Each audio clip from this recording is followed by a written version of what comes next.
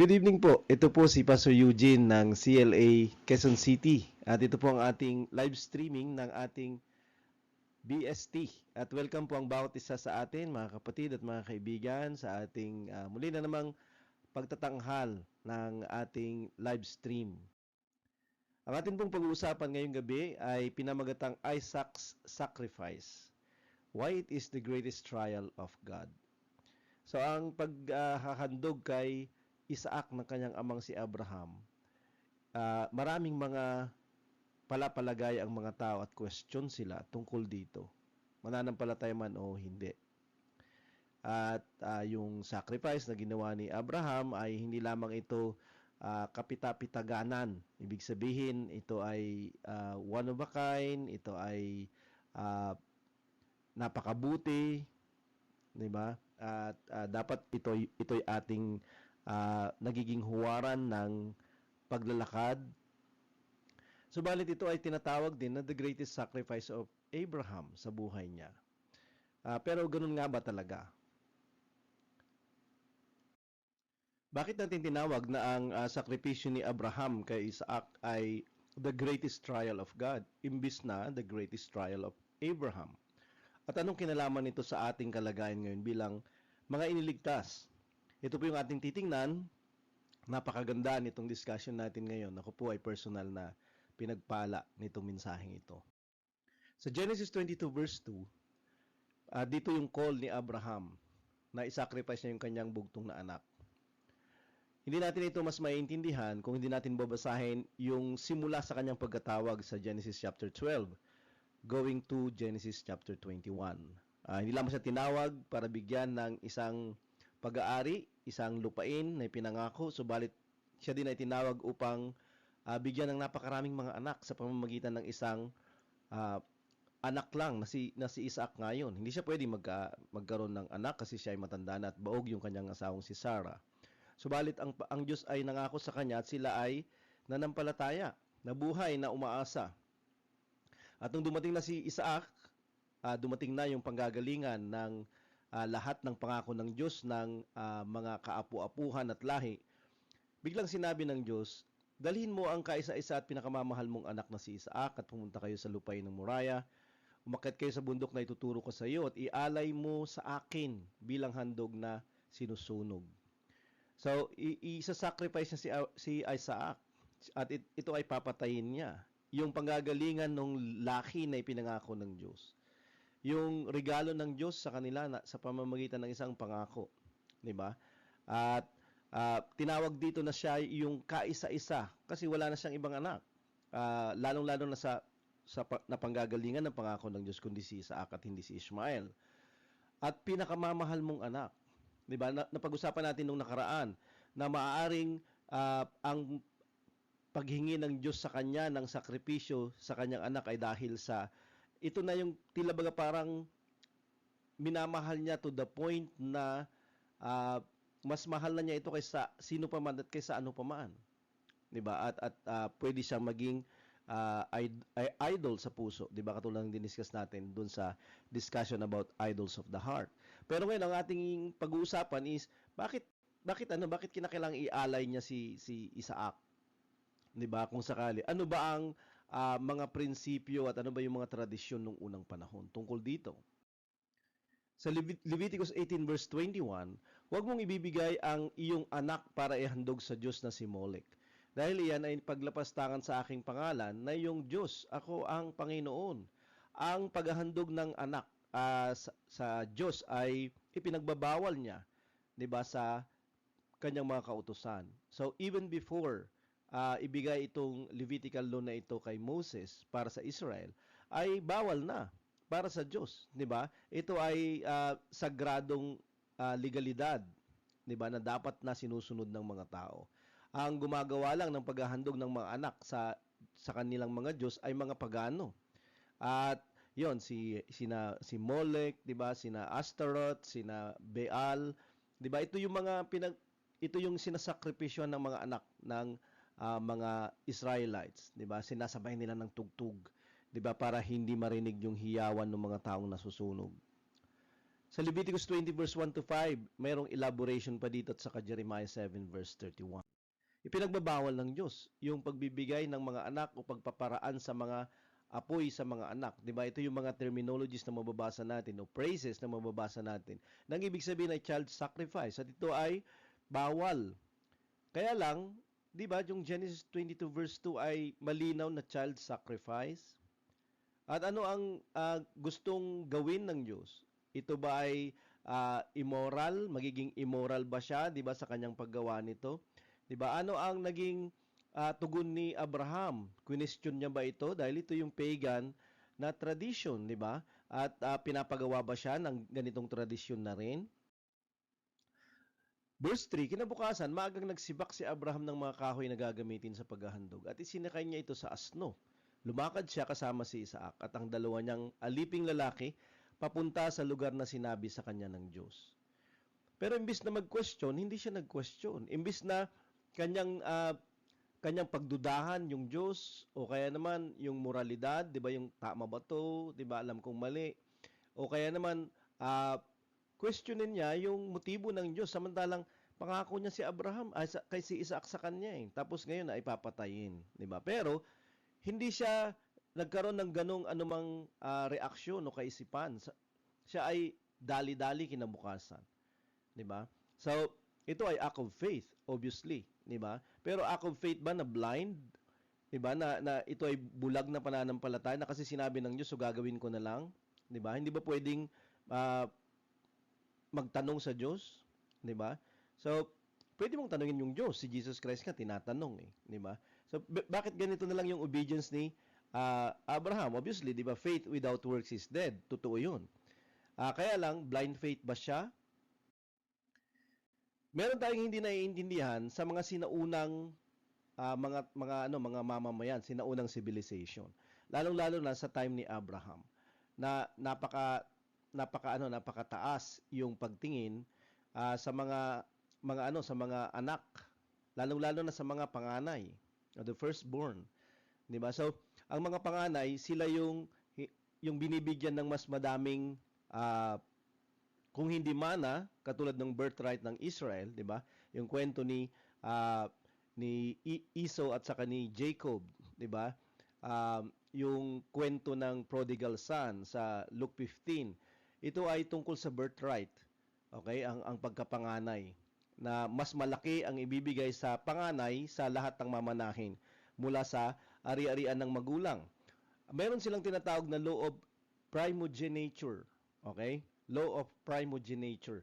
Ibig sabihin, kung panganay ka, ay ibibigay sa iyo yung estado, ibibigay sa iyo yung mga ari-arian, ibibigay sa iyo yung lahat ng kayamanan kung sakali. Para lang magpatuloy yung buong pamilya, yung lahi.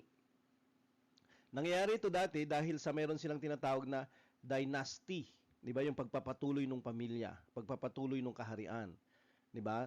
Dahil sa mga ganitong mga kalagayan ng mga tao, 'di ba? May mga hari, may mga reyna, 'di ba? Sila ay ganun yung kanilang pamayanan. So kinakailangan na magpatuloy yung paghahari, magpatuloy yung kaharian. At napakahalaga na magkaroon ng magmamana ng lahat. At madalas ito yung panganay. Okay? Meron ding kadalasan panganay na lalaki siya. Okay? Halos panganay na lalaki siya. Meron naman na iba, yung tinatawag nilang matrilineal primogeniture na pinapayagan din yung mga babae. Like for example, 'di ba sa mga hari at reyna, 'di ba, ng mga bansa sa Europa. 'Di ba kamakailan lang ay namatay si Queen Elizabeth at naging queen siya, 'di ba, na dapat lalaki. Pero kung wala, 'di ba, pinapayagan yung babae. At 'yun, matrilineal 'yung tawag nila doon. Babae naman, 'di ba, yung magmamana ng lahat, 'di ba? So, yung pagpapatuloy nung pamilya ay nakaatang siya sa panganay. Okay, sa panganay na lalaki. Okay, so lahat ng kanilang successes, lahat ng kanilang prosperity, lahat ng kanilang fame, lahat ng kanilang names ay nakaatang sa lalaki. Okay? At hindi lamang siya yung nagdadala ng pangalan ng pamilya, hindi lamang siya yung nagdadala ng ah, ng kalagayan ng pamilya, siya din madalas yung nagiging tagapagligtas nito. Kasi kung hindi niya gagawin ito, wala na yung pamilya. Sira na o kaya naman tigil na yung family. Okay? Kaya nga, 'di ba, mayroong mga pananaw yung ibang mga tao na gusto nila ng lalaki. 'Di ba, kapag puro babae yung anak. Minsan mayroon pang pananaw na discriminatory, 'di ba, binababa nila yung kalagayan ng mga babae na oo, pambayad ng utang yung mga yan. Pero yung lalaki, yun yung gusto nila. Kasi yun yung magpapatuloy ng pangalan. Okay, yun yung magpapatuloy ng pangalan. So, hanggang ngayon, tila baga mayroong ganon on the side. Kaya lang, nung mga panahon, nung time ni Abraham, mas prominente ito. Mas, mas displayed ito. Di ba? Mas practiced at exercise. Yung loob primogeniture. At yun nga, makikita natin dito sa kalagayan ni Isaac at eventually dun sa mga birthright na tinatawag ng Old Testament, New Testament. Sa Exodus 22 verse 29, huwag ninyong kalilimutan ang paghahandog sa akin. Huwag ninyong kalilimutan yung sacrifices. Mula sa inyong mga ani, alak, mga langis. Okay, mula sa inyong mga tinatangkilik, mula sa inyong mga products, mula sa inyong mga mga kayamanan o itinubo ng pera ninyo kung sakali. Okay, talaga rin ninyo sa akin ang inyong mga panganay na lalaki. Pero hindi lamang ihahandog sa Diyos yung mga gamit at mga ari-arian at mga kayamanan, kundi kahit yung mga panganay na lalaki. Sabi niya, nakatalaga na sila sa akin. Sa akin na sila. Bakit sila nakatalaga sa Panginoon? Kasi sila, yung itinuturing na hindi lamang representative ng family, subalit kung wala sila at hindi sila wala sila diyan, yung mga panganay, hindi na magpapatuloy yung family. Sila din yung savior ng family. Okay? Kaya nakatalaga sa kanila sa Diyos yung bilang alay yung panganay kasi ang lahat ng pamilya ng tao ay nagkasala at kinakailangan niya ng savior at ang savior in this case ay yung mga panganay na lalaki. Kaya sila itinatalaga, 'di ba? Sa Diyos kung sakali. Hindi para patayin, obviously, 'di ba? Hindi para i-sacrifice. Mamaya makikita natin na pwede siyang tubusin o i-redeem itong mga panganay na ito. So, nasa practice ng kanilang kautusan. Naiintindihan nila ito. 'Di ba?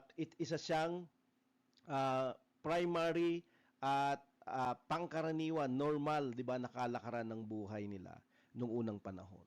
'Di ba? Yung kalagayan ng panganay na lalaki. Sa Numbers 3 verse 39, titingnan natin yung mga kautusan tungkol dito, 'di ba, sa utos ni Moses para sa Israel. Ang kabuuang bilang ng mga lalaki na Levita mula isang buwang gulang pataas, okay, lahat ng mga Levita o mga inanak nila, 'di ba, 1-month-old pataas ay 22,000 lahat. So yun yung mga isang buwan gulang pataas, 22,000. Sina Moises at Aaron ang bumilang sa kanila ayon sa inutos ng Panginoon sa kanila. Ang mga Levita, sila yung magtatrabaho sa kapakanan ng mga tao at sa Diyos sa loob ng tabernakulo, di ba? Sila yung mga priest at saka high priest.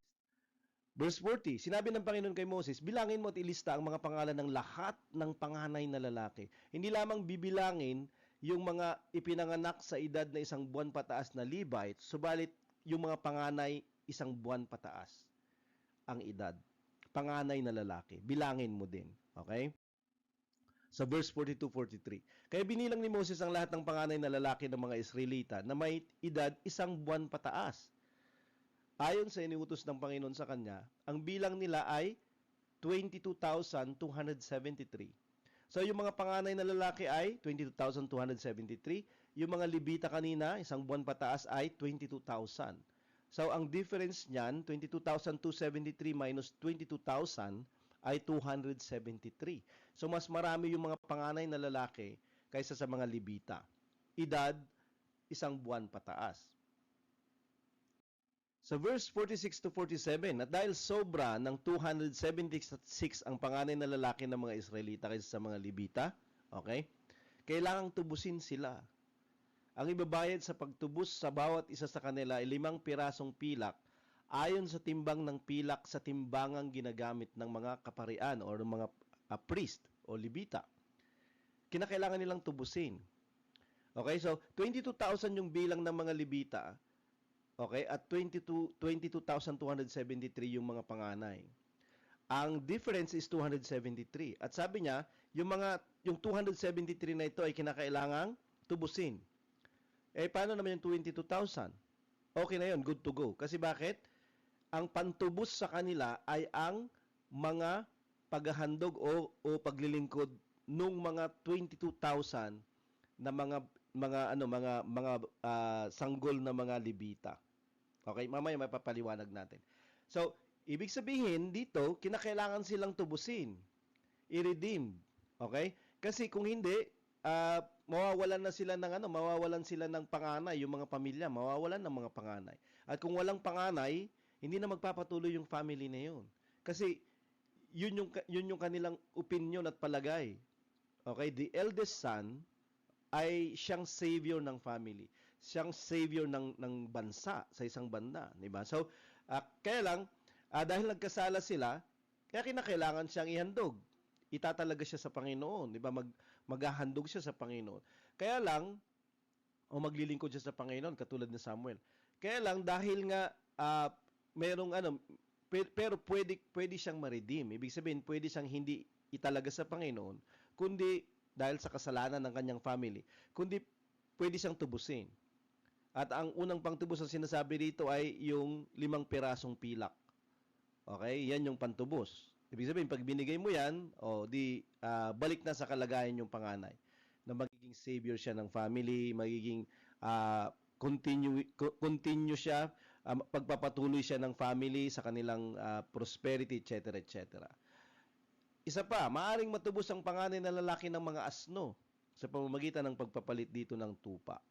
Okay, yung usual na isinasacrifice para sa kasalanan, para sa handog ay mga tupa. Pero in this case, sa panganay, para matubos siya, okay, para hindi siya italaga sa Diyos, ay kinakailangan siyang asno yung ibigay na pantubos. So kung wala kang 5 pirasong pilak, asno. Numbers 3:41. Italaga ang mga Libita. Huwag natin kalilimutan, di ba? Binilang kanina yung mga Libita. Ilan yung mga bagong Libita dito? Isang buwan pababa, pataas, 22,000. Ilan naman yung mga panganay, di ba? Doon sa lipi ng Israel, isang buwan pataas, ang edad, 22,273. Oops, sumobra yung 273. So, yung 273, kinakailangan na siya ay tubusin.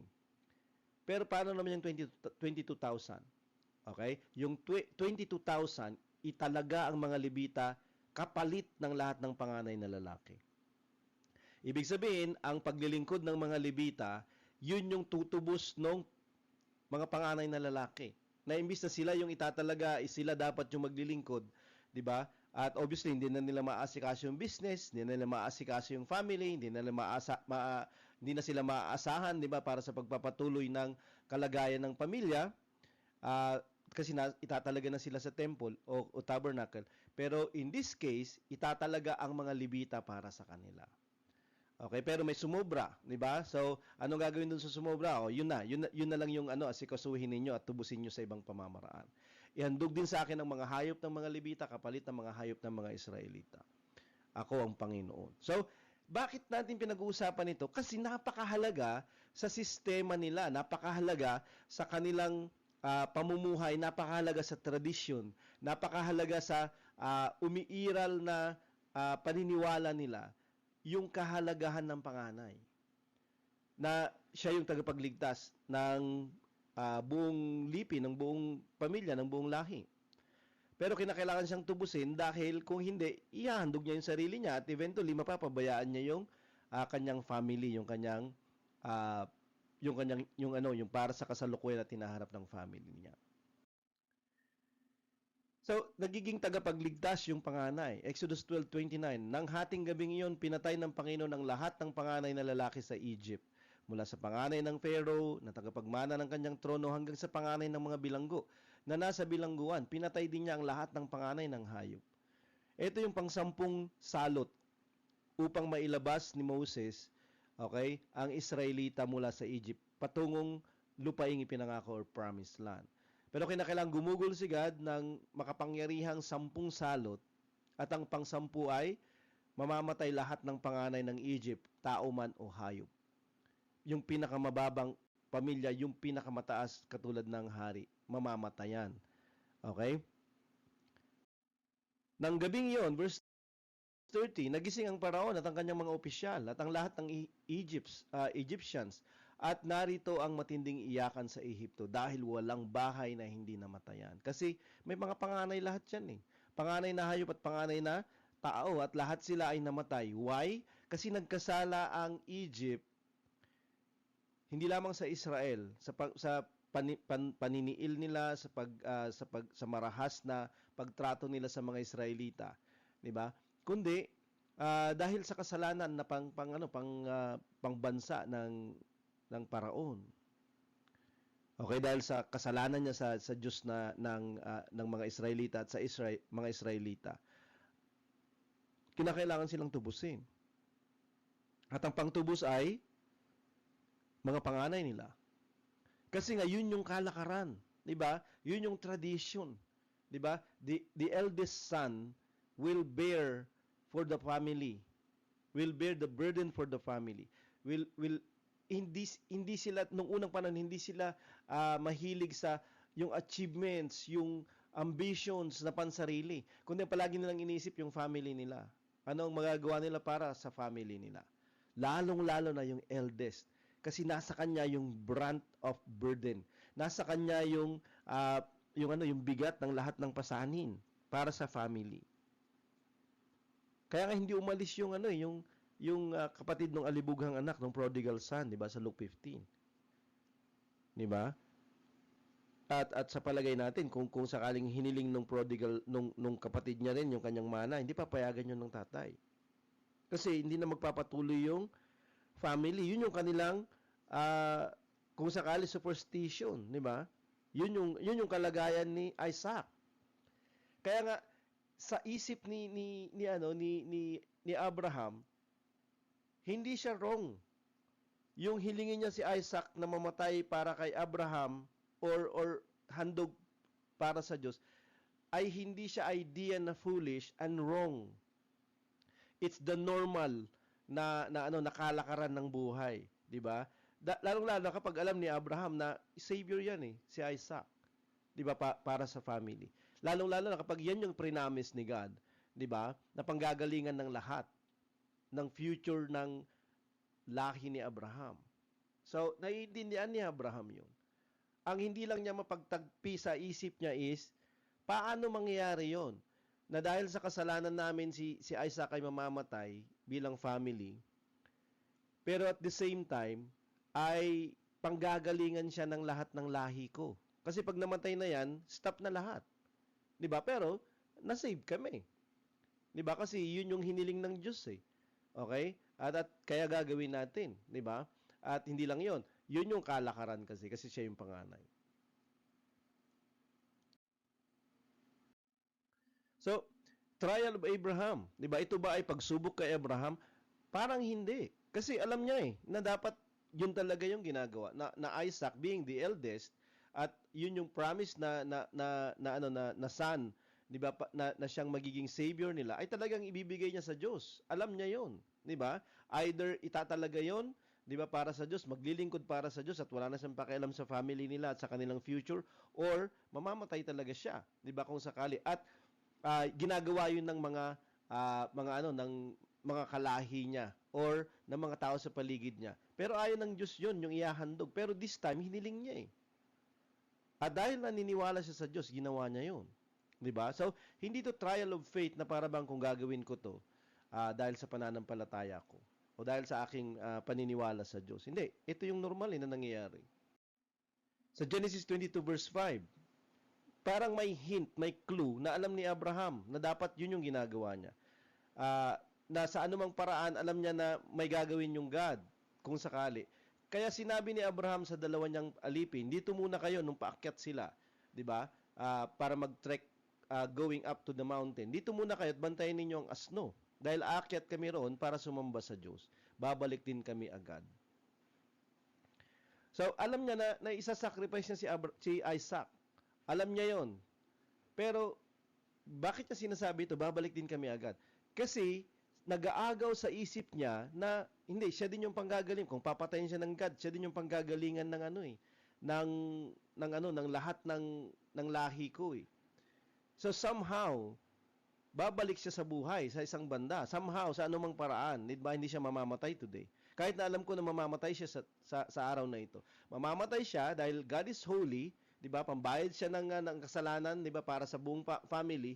Siya yung savior ng buong family. Pero at the same time, siya ay mabubuhay kasi by grace, binigyan ako ng pangako ng Panginoon ng kasing dami ng bituin, ng kasing dami ng buhangin na laki at panggagaling daw dito kay Isaac 'yon. 'Di ba? So, yung faith niya ay hindi niya bibitawan o hindi niya pipigilan yung kahit anuman for God. Okay? Hindi niya bibitiwan yung kahit anuman. Kahit yung kaisa-isa bugtong na minamahal niyang anak, ibibigay niya sa God. Kasi mas mahal niya si God kaysa sino pa man at kaysa ano pa man. Pero at the same time, meron siyang faith na sa anumang paraan, kung ano yung sinabi ni God, it's His problem. Kasi siya yung nangako ng isang lahi sa akin at manggagaling dito sa batang ito. So it's not my problem anymore. Kung ginugusto niya na kunin itong tao na to, itong bata na to at patayin niya kung sakali, 'di ba? It's not my problem, 'di ba? Na mangyayari pa rin yung kanyang pangako. I still believe him.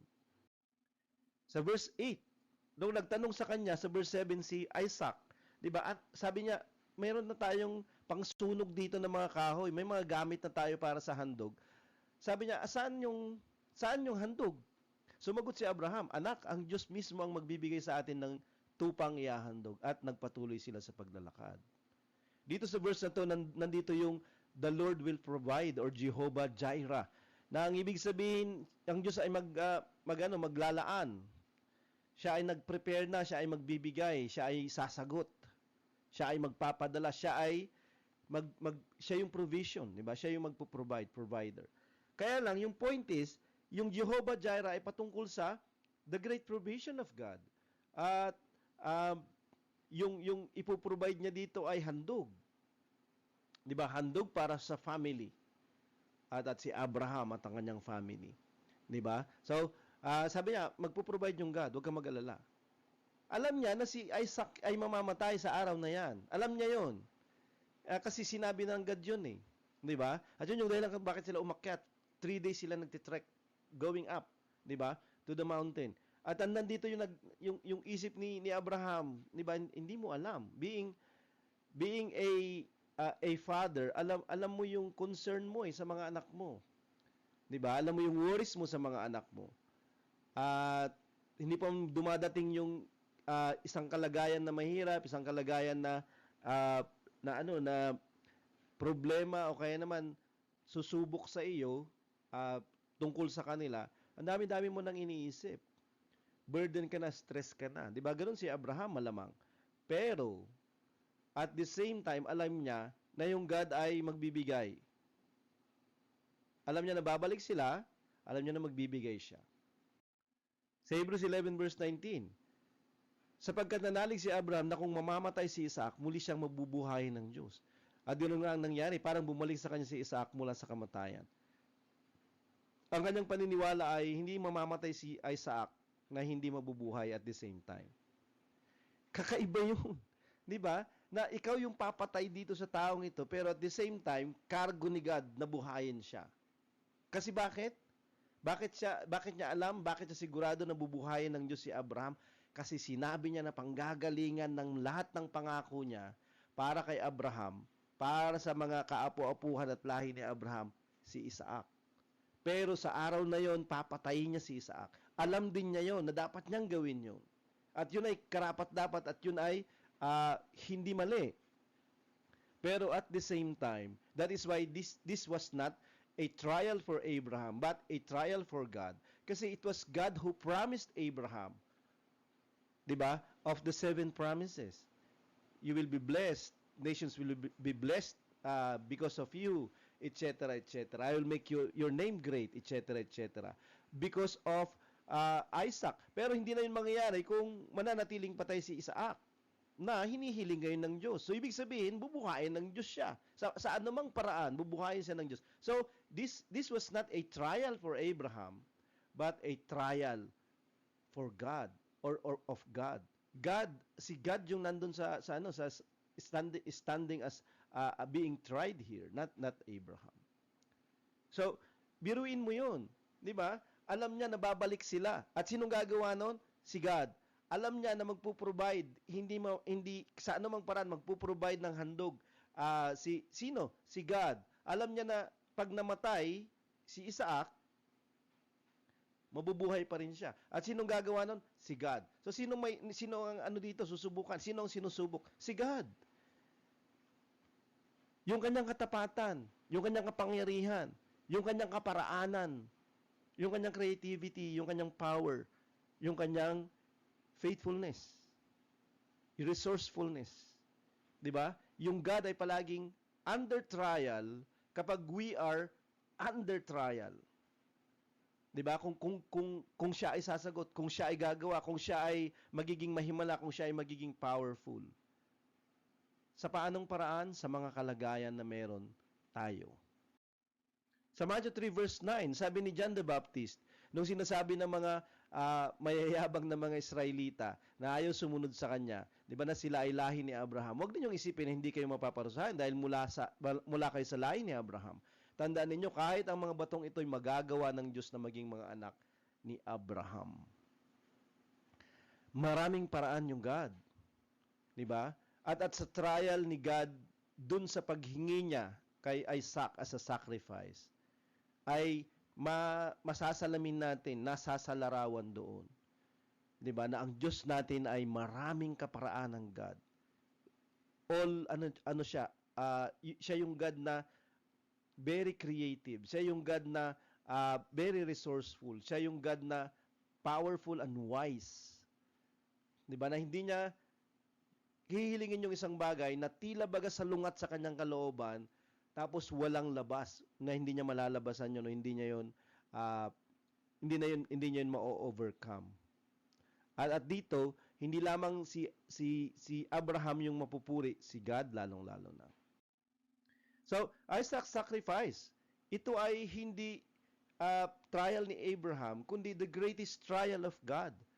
Kasi dito mapapatunayan kung sinalungat ni God yung kanyang sarili, kung nagkaroon ng discrepancy sa kanyang sinabi. 'Di ba? Na I will make you a multitude or at the same time kukunin ko yung panggagalingan ng multitude na yan, si Isaac. Because of your sin. Because he is the savior of your family. 'Di ba? So walang walang discrepancy. 'Di ba? Kasi bakit? Ano ang nangyari? 'Di ba pagkatapos na sinabi ng God yun tapos gagawin na ni Abraham. Sabi nung isang angel, huwag mong gagawin. Nung uundayan na niya ng saksak yung kanyang anak para mamatay. Kasi gagawin niya talaga. Okay? Sabi ng angel, wag kasi nandun yung at ano yung nakita niya doon? 'Di ba? Isang lalaking tupa. Isang lalaking ram, 'di ba, for sacrifice. Okay? So, ganun din yung Israelita sa Egypt. Namatayan lahat yung mga tao sa lahat ng pamilya sa Egypt ay hindi nag-iiyakan, kundi namatayan kasi sila, kaya nag-iiyakan sila. Ang hindi nag-iiyakan ay yung mga lugar ng mga Hudyo at mga Israelita. Bakit? Kasi merong naging proxy sacrifice sila. At ang proxy sacrifice ay si Jesus.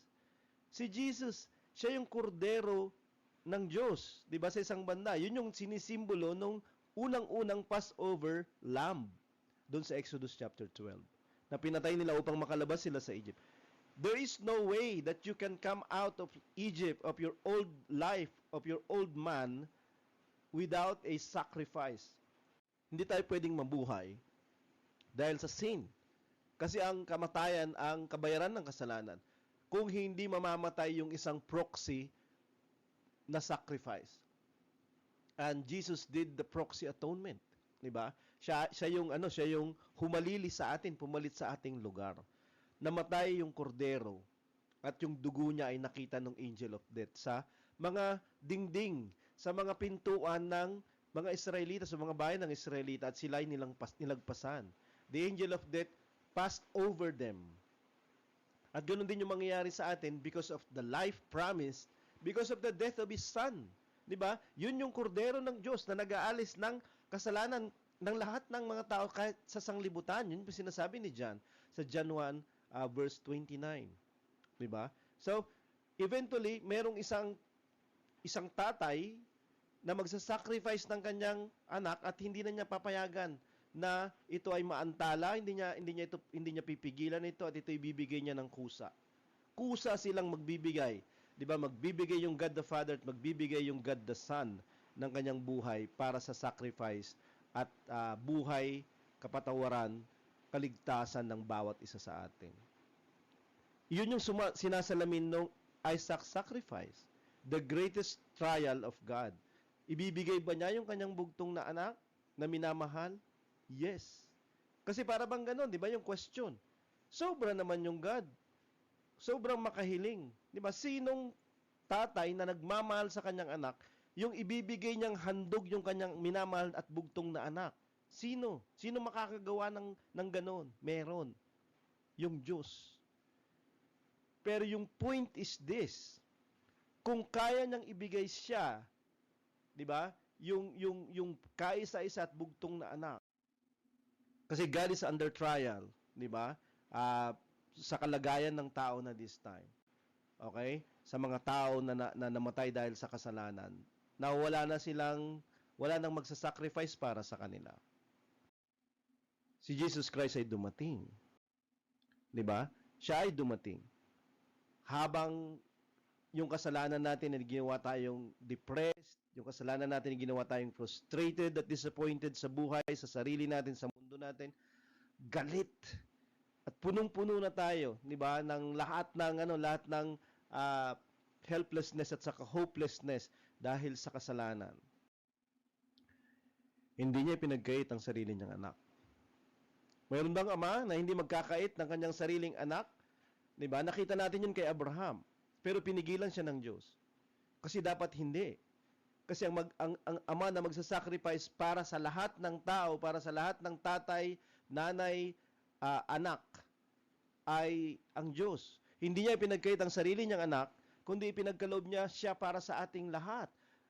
At napakaganda sa isang version nito sa ESND. Sabi niya, kung ang sarili niyang anak ay hindi niya pinagkait, sa halip ay binigay para sa atin, tiyak na ibibigay din niya sa atin ang lahat ng bagay. Sa ating depression, sa ating kawalan, sa ating kalagayang kulang, sa ating kalagayan na hirap, sa ating kalagayan na tuliro, sa ating kalagayan na walang pag-asa, walang tulong, walang kaligtasan, ibinigay niya yung kanyang anak. Yung rason ng lahat ng bagay. Yung kaligtasan at tagapagligtas. Kung kaya niyang ibigay yung kanyang anak, dahil walang ama, walang sino mang tao na nasa tamang pag-iisip, aside from nasa faith siya, na kaya niyang ibigay yung kanyang anak. Pero yung Diyos ay binigay niya yung kanyang anak. Hindi niya pinagkait, hindi niya pinigilan. Ngayon, sa mga kalagayan na meron tayo, na ibigay na niya yung best niya, ano pa, yung ipinoproblema natin. Eventually, this is not just a trial for Abraham, a trial of God, but a trial of each one of the believers now. Diba? Looking at Jesus on the cross, the sacrifice of God. Diba? Para tayo ay mapatawad, para tayo ay mabuhay, para tayo magkaroon ng buhay na walang hanggan kasama niya. Kung kaya niyang ibigay yon, bakit tayo mag-aalala sa mga kalagayan natin ngayon? Eventually, yung trial ay sa atin na. Nagawa na ng Diyos yung best at gagawin niya yung lahat. Kaya nga walang magpapahiwalay sa atin eh. Dahil sa pag-ibig niyang ito. Dahil aabutin niya tayo sa pag-ibig niya. Pero naniniwala ba tayo? Kasi kapag hindi tayo naniniwala, tayo ay lalayo sa Diyos. Tayo ay aalis. Tayo ay iiwas. Tayo ay hindi na magpapatuloy sa Kanya. Dahil lang sa mga pansamantala, dahil lang sa mga panlupang mga kalagayan natin at mga pangangailangan natin. Nagdududa tayo. Kung ang sarili niya ng anak ay hindi niya pinigilan, ano ang hindi niya kayang ibigay? Sa John 8 verse 56, dito tayo magtatapos. Sabi ni Jesus Christ, ang inyong amang si Abraham ay nagalak na makita niya ang aking araw, sabi niya sa mga Hudyo. Nakita niya ito at siya ay natuwa. Ano yung nakita ni Abraham? 'di ba? At pwede tayong mag-refer, 'di ba, sa Genesis chapter 18, chapter 19, 'di ba, nung dumalaw sa kanya yung Panginoon doon at bago i-judge yung Sodom at Gomorrah. Pero after that nagpapakita pa din siya. 'Di ba? Nakita niya si Jesus, 'di ba, sa katauhan ng kanyang anak habang siya ay naglalakad na handog, habang siya ay nakahiga doon na handog. Pero higit sa lahat, nung nakita niya yung tupa na nandoon, 'di ba? Natuwa siya. Bakit? Yung kaisa-isa niyang anak maliligtas. Nakakalungkot na namatay si Jesus Christ sa krus at willing siyang mamatay at willing yung Ama na ibigay siya bilang sakripisyo. At for a while, magkakaroon sila ng disfellowship, makakat yung fellowship nila. Pero habang nakikita ng Ama si Jesus Christ on the cross, natutuwa siya dahil mabubuhay yung mga taong walang kaligtasan. Magkakaroon sila ng buhay na walang hanggan at sa kaharian niya sila ay magtatapos. Hindi lamang si Abraham yung natuwa. Kumusta tayo kapag may mga kalagayan tayo na mahihirap, na kinakailangan tayong iligtas, na kinakailangan tayong tanggalin at maalis doon? Tumingin tayo sa Panginoon kung nawawalan tayo ng pananampalataya. Hebrews 12 verse 2. Di ba? Dahil yung Panginoong Jesus, siya yung nagsimula ng pananampalataya natin at siya yung magpapatuloy ng pananampalataya natin hanggat tayo makatapos. Upang yung mga nakikita natin kapag tayo ay walang problema, makikita pa rin natin kahit na pusikit sa kadiliman ang kinalalagyan natin. At tila baga hindi na tayo makakita ng pag-asa at tulong. Makikita natin siya. At siya yung ating tagapagligtas. Siya yung iprinobide ng Diyos sa atin. Kaya siya great provider or Jehovah Jireh, ang ating Panginoong Hesus. Nakita niyo yung tupa. Tingnan natin yung kanyang sakripisyo para sa atin.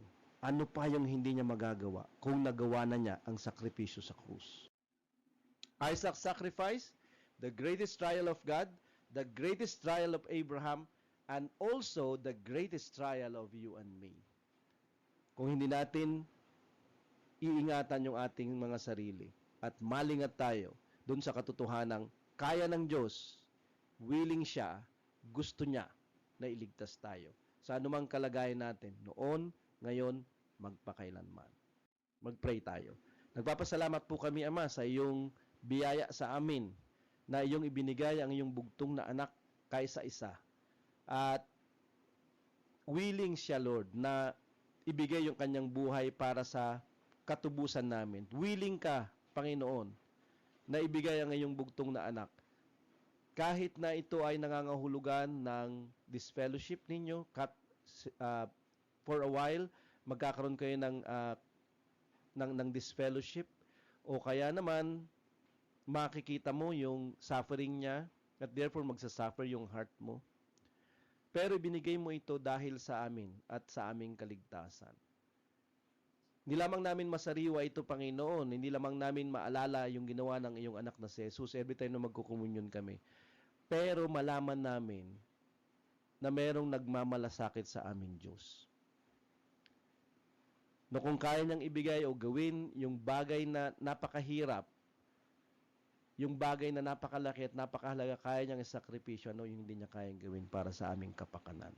Maraming salamat po, Panginoon. Ipaalala mo sa amin lahat yung mga bagay na ito at iyong ganyakin kami, itulak kami, Lord, ng pagpapala na ito para sabihin ito sa napakaraming mga tao na maaring dahil sa kasalanan, sila din ay walang pag-asa at walang tulong.